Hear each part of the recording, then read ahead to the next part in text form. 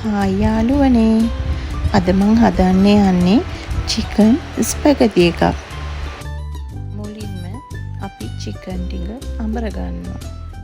ලුණු ගිරි දෙකක් අරගෙන සිහින්ව කපා ගන්න. ඉන්පසු ලුණු ටික භාජනයකට දමන්න.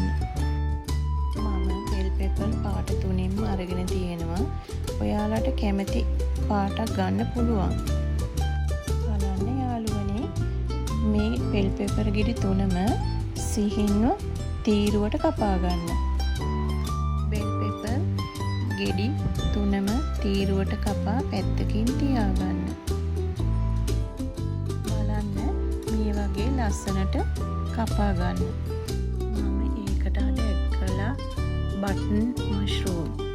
ඔයාලත් කැමති නම් ඇඩ් කරගන්න. සෝදා සිහින්ව කපාගෙන ඒවා වෙන් කරගන්න. ඊළඟට සුදු ලුණු හා ඉඟුරු වංගෙඩියේ දමා ඒවා කොටා වෙන් කර ගන්න. කොත්තමල්ලි කොළ ටික මට අවශ්‍ය වන්නේ අන්තිමට. ඒකත් සිහින්ව කපල පැත්තකින් අයින් කරගන්න. භාජනයකට වතුර දමා ලුණු සහ ඔයිල් ටිකක් දමා කුණු කර ඒකට ස්පැගටි ටික දමා තම්බා ගන්න. භාජනය ලිපේ තබා රත් වූ විට තෙල් දමා ඒකට චිකන් ටික දමා ගන්න. චිකන් ටික තෙලේ බැදෙනකන් දැන් මම චීස් ටික ග්‍රේට් කර ගන්නවා. කොටාගත් ඉඟුරු සුදු ලුණු චිකන් එකට දමා ගන්න. රත් වෙන තාච්චියට පොල් තෙල් ටිකක් දමා ඉම්මන් ටික බැද ගන්න.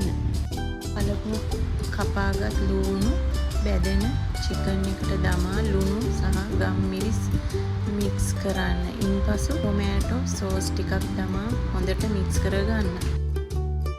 ඉන්පසු කපාගත් බෙල් පෙපර් ටික දමා ගන්න. බෙල් පෙපර් සියල්ල දමා හොඳට මික්ස් කරගන්න.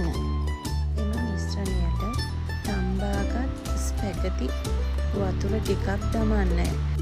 ඒත් සමග බිම්මල් හා ස්පැගටි දමා හොඳට මික්ස් කර ගන්න.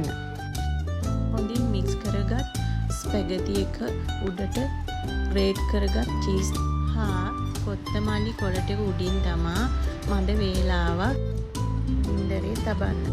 මේ විදියට හදලා ඔයාලත් කොහොමද කියලා මට කියන්නකෝ.